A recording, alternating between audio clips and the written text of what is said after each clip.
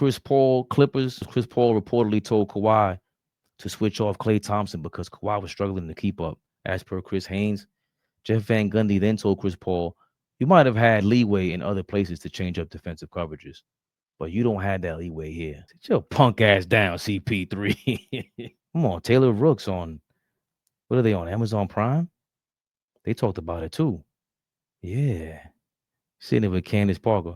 Candace Parker, I heard about your little switch up over there on all the smoke. You're always welcome to switch back. You know what I mean? Here's something up for me. A few days before his release, CP3 posted a screenshot on his Instagram story with the definition of the word leeway. Looking back, what was that all about? Yeah, so that occurred from a game against the Dallas Mavericks, their last home game they played. It was in the fourth quarter. I think they're on YouTube. Kawhi Leonard is on a minute restriction. And sources told me that when he was guarding Klay Thompson, he was struggling when he got into the game after sitting down for a while. He was struggling keeping up with Klay Thompson. And so there was a timeout call late in that fourth quarter.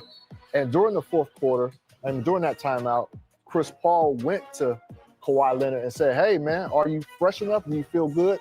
Do you feel like you can stick with Klay Thompson?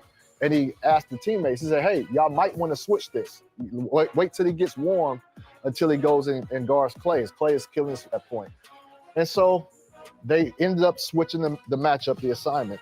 And so the next day, Jeff Van Gundy, assistant coach for the Clippers, he called a meeting with Chris Paul on the plane the next day, and he asked Chris Paul if he changed up the defensive assignment yesterday. And Chris said, no, I didn't change up the assignment.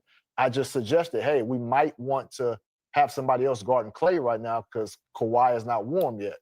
And so I was told that Jeff Van Gundy told Chris Paul, listen, you might have had leeway in other places to be able to, to change up defensive coverages, but you don't have that leeway here. And that was just one of the minor verbal incidents between Jeff Van Gundy and Chris Paul. That was one of a few in this brief span with the Clippers. Yo, yeah, you're right, LB City. Thing that sounds like a Van Gundy. You know he old school. Yo, Jeff Van Gundy schooled him. Got him up out of here. Listen, Chris, we don't do that over here. And you know what I laughed? The reason why I really laughed was because I always thought Chris Paul was a sneaky dude. I always thought he was a sneaky individual my whole life. And it wasn't until Kenya Martin came out and said, he's a sneaky dude, he's a politician. And I said, I know it. Chris Paul is a sneaky Brooklyn Ninja. And they asked him, yo, did you change up the defensive assignment? And he said, nah, I just made this suggestion. Jeff Van Gundy said, yo, man, check this out. This ain't that, and that ain't this. You washed out here. And of course, they weren't done, man. Like, this is the first practice, allegedly, with Ty Lue and the Clippers had, and they shouted out Chris Paul. They shouted him out all right. Fuck CP, ain't no name on it. Nigga, get the ball played and get the action. Yo, why you got it? Take time. Fuck CP, ain't no name on it. Nigga, get the ball played and get the action. Yo, why you got it? Take time. Damn, Fuck CP, ain't no name on it. Nigga, get the ball played and get the action. Ty Lue sounds like somebody's old uncle, man. Fuck CP3. He said, fuck CP. Ain't no name calling. Damn. You ain't got to get a ninja back like that. I don't know if that was AIK Dot. I don't know. Ty Lue looks like one of the Cosby kids. I don't agree with the way the Clippers got Chris Paul up out of there. None of us do more. A lot of people have already commented on this. We commented on it. And Lawrence Frank is skating scot-free. The Kawhi Leonard deal going over there wouldn't have been as bad if you didn't make the Paul George for SGA trade. That's the worst trade in NBA history is looking like right now. And you also signed Chris Paul. You signed Chris Paul. It's not like you didn't know him. Ty Lue, you know Chris Paul. He said, yo, that's my man. I don't want anything to be personal. It's business. That's what he's saying. That don't sound like business. And I don't know if it got back to him, if they're exchanging words behind the scenes. That we don't know what happened. But it feels like CP3 said something and Ty Lue's responding to it. And, you're the coach. I don't even know who recorded that and put that out. As a matter of fact, that was Draymond's problem, right? With the Jordan Poole situation. Remember with Draymond knocked his teammate out, and the first thought on his mind is, "Yo, man, who put the tape out, dog? Not is your man okay? Is the team okay? We just want a ring. I didn't want to ruin the camaraderie. No, yo, who put the tape out, man? There is a betrayal taking place in this organization. Yeah, it was you, Draymond. But I digress. This reeks of the dysfunctionality. I spoke to this earlier, how Lawrence Frank or somebody told Ty Lue whether Kawhi could play or not in the middle of a game. I don't agree with everybody else saying Ty Lue's overrated. I think the way they switch, the rotations and all that. I seen Chris Dunn emerge as a huge defensive stopper in this league. Zubac came into his own. The Clippers last year, I'm not going to forget about that. It's not Ty Lue's fault, maybe, that you got James Harden and Paul George. Yes, we've heard that Ty Lue also clashed with Russell Westbrook, Rajon Rondo, I'm not sure, no disrespect how to pronounce your name, and now CP3, which are all, strong personalities. It just hasn't worked. And when it doesn't work, you get the blame. If things were going great, Ty Lue, Kawhi Leonard, James Harden, Lawrence Frank, they would all be lauded. And there's a lot going on with the Clippers, and the Clippers sure are making the rounds on social media. They've never been viral like this since Lob City, ironically, right? I mean, the Kawhi Leonard era made them more viral, and now they're going viral in a bad way. Real brief on the Lakers thing, right? JJ Redick, I don't know if he sounds like Ty Lue. And I'm not saying, sounding like, there's words that obviously Ty Lue could use that JJ Redick can't use. I ain't talking about that. But when he got to the Lakers, it was known, it was thought, pretty much believed by everybody that he's LeBron's guy, and that's how he got the job with the Lakers, right? And he was committed to signing with that coaching job. There was no way he was going to turn it down. He had interviewed for the Toronto job, if I'm not mistaken, definitely Toronto and maybe Charlotte. But once the Lakers job came up, it was the perfect, heir to the throne, Pat Riley style, situation. I don't remember Pat Riley being a head coach before being a radio broadcaster, and he was also a role player. I always bring up that he took Joe Hammond's spot, legendary NYC street baller who should have been in the NBA, and he could have had a position with the Lakers. But Pat Riley took his spot, and anywhere in any building that Pat Riley knows Joe Hammond is there, Pat Riley will come down and shake that man's hand. But in between that time, I don't remember Pat Riley being a head coach. And now JJ Redick is looking like a new Pat Riley, especially with that organization. And within doing that, the politics of the game, he signed up for LeBron, therefore signing up for Bronny. And that's how the blow up happened with Stephen A. Smith and LeBron James, because JJ Redick played Bronny in the first quarter against the Philadelphia 76ers, and he got smoked. So for me, after I thought about it, recently I thought about this. Yo, that was JJ Redick subliminally telling everybody, yo, this kid ain't it. I'm going to put him in the first quarter and show y'all what I think of him. He apologized for it afterwards because he's clearly also testing how much power he has in the organization. JJ Redick is no fool. That guy is no fool. He's very smart. I could tell in the way that he articulates himself, the way he debates, the fact that he picks and chooses when to go bark on somebody, who to speak about, when to speak about them. He doesn't want to outshine LeBron just yet, but it's starting to hit the fan. It's starting to hit the fan because LeBron can't be on the sideline, waving off JJ Redick, basically, not running a play in a blowout game, and you have Luka Doncic there and Austin Reeves there, who are clear-cut number 1 and 2 options. Clear-cut number 1 and 2 options. Let's go to the videotape, man. I ain't got nobody here to produce this for me. As soon as I saw it, I'm like, yo, man, JJ, that was kind of ass, man. I know Lake gave a little bump and says JJ Redick calling for LeBron. He's over there on the Phoenix sideline. Here's JJ Redick. He's wondering, like, yo, what are you doing? What are you doing? Fans, this is about as bad as it gets when Brooks up and he's swinging is the guy doing damage. You hear him, Braun. To the purple and gold. Then he whistles. 27 assists for Phoenix on 39. Lakers want a timeout, and then Fishers don't see Look at Braun. JJ out on the court. 49 Look at seconds his face. Look at his face.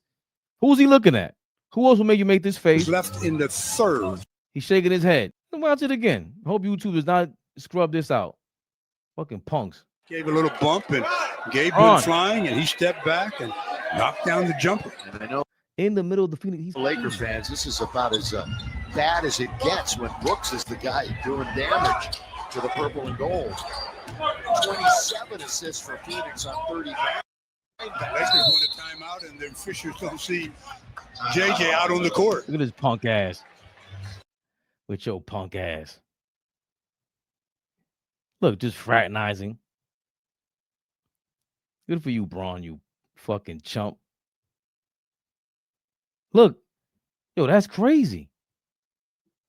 Look, Dylan Brooks is there. And that's really why he was hyped up. Because Dylan the villain's in there. Got in LeBron's head. He said, yo, man, I don't kiss LeBron's ass. I don't bow down to him. That's what he wants. And Dylan Brooks specifically said that. I don't bow down to him. That's what he wants. And JJ Redick, I ain't pausing nothing, Flea. I'm 43. All I see is you bowing down to LeBron. When they drafted Bronny, I saw you take the podium, and you said Bronny could be Davion Mitchell and Lou Dort. I will never forget this because I said, huh? You said this?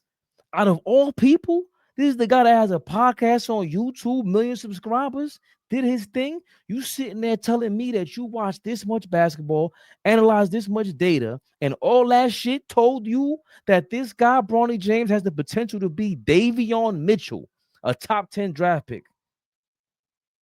The last pick damn near has a chance to be a top 10 pick. Davion Mitchell is not in the all-defensive team, all because he can't shoot a damn three-pointer. Bronny could never play defense like no damn Davion Mitchell. And then you compare him to Lou Dort, who's undrafted. He came in the league undrafted. The only reason why I know his story is because people were using him for more or less stats when they were putting some bread on him to get some money back with that cash, baby bubba. And people kept mentioning Lou Dort, and he would have these streaky games, 5 steals, no steals, 6 3-pointers, no 3-pointers. I'm like, who the hell is Lou Dort? Started doing my research on him. Then I saw undrafted. He came into the league, no left hand, couldn't really shoot like that. That's how Lou Dort, came into the league with less talent, with not even enough talent to be drafted. And he still came in, worked on his left hand, and got the 3-point shot going.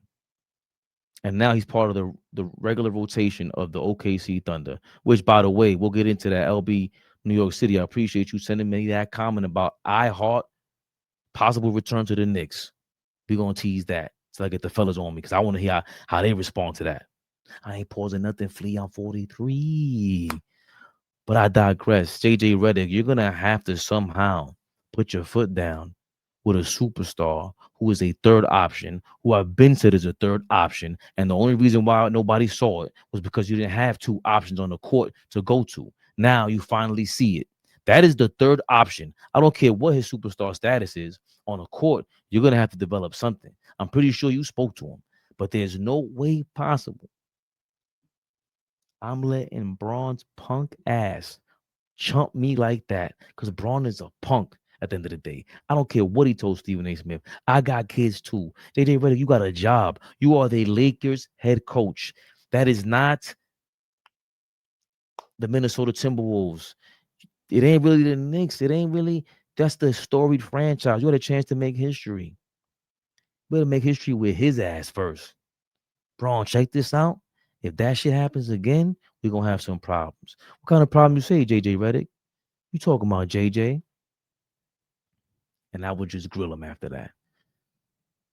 And we'll go run the rest of practice. And I'll keep going.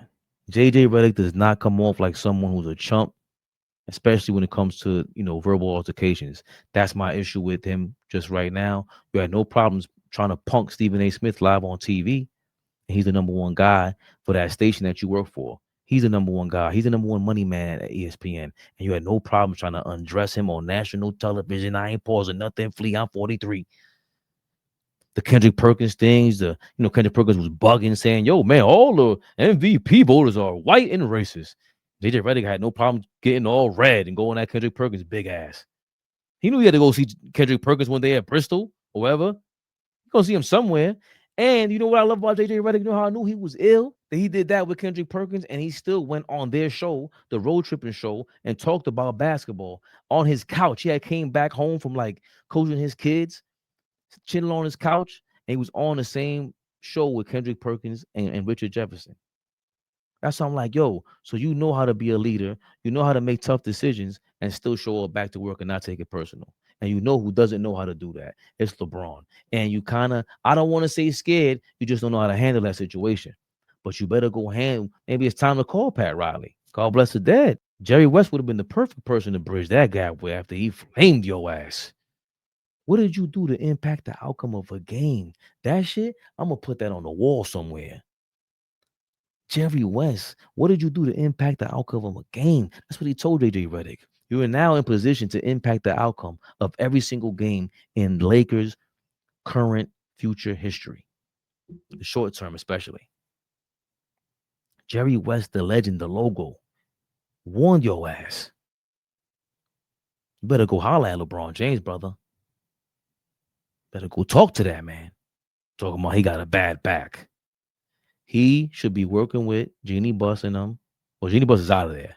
The Guggenheim Group, that's a perfect organization for JJ Redick to be sitting down with and going, this is what we need. This is the plan for us going forward. They're a super analytics group. They're a super Wall Street organization. So they're right up JJ Redick's alley. They're super analytics. That's what they do. All of them. That's how they talk. No matter what he says, like, this is the position on the center, and you're going to run out of 4 flat. Whatever the fuck JJ Redick's talking about. He knows their language. I think LeBron is done. I'd be surprised if he's a Laker next season. I'd be surprised. I'd be shocked, to be honest, because I don't think you could have that around. Right, David Smith. LeBron holds enormous power. I think he's fighting to hold that power. And a move like that, that's something that your kid does. That's something that your kid does. Yo, didn't I tell you to get away from the stove? And he's just standing there with a stupid face.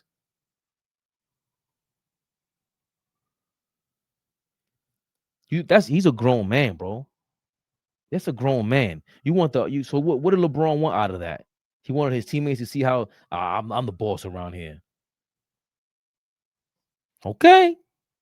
You know who I am. AllBall TV. They scared, but I'm not. They don't like comentario. Y suscribe.